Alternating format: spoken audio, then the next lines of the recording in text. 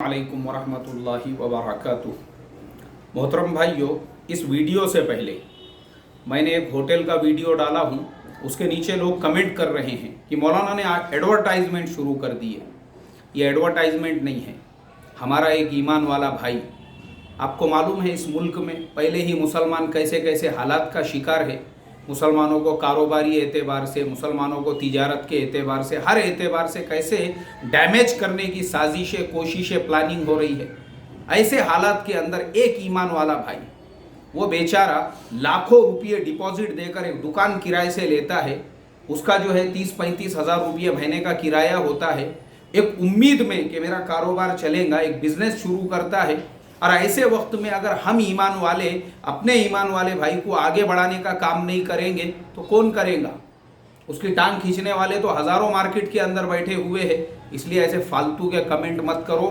ईमान वाले हैं ना, तो ईमान वाले के लिए वो बनो जो अल्लाह के नबी ने फरमाया कि ईमान वाला ईमान वाले के लिए ईंट होता है, ईमान वाला ईमान वाले के लिए जिस्म होता है, वो बनो। टांग खींचने वाला मत बनो। टांग खींचने वालों की पहले ही कमी नहीं है, मार्केट में हजारों पड़े हुए हैं बाजार के अंदर एक दूसरे की टांग खींचने वाले।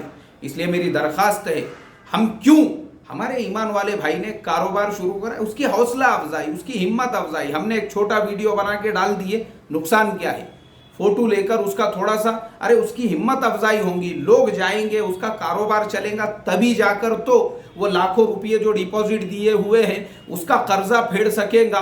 वो 35-40 हज़ार रुपये जो भाड़ा और किराया है वो अदा कर सकेगा। और हम अगर उसका साथ और सहारा नहीं देंगे तो कौन देगा? इसलिए दिल बड़े करो, दिल। अल्लाह अमल की तौफीक अता फरमाए।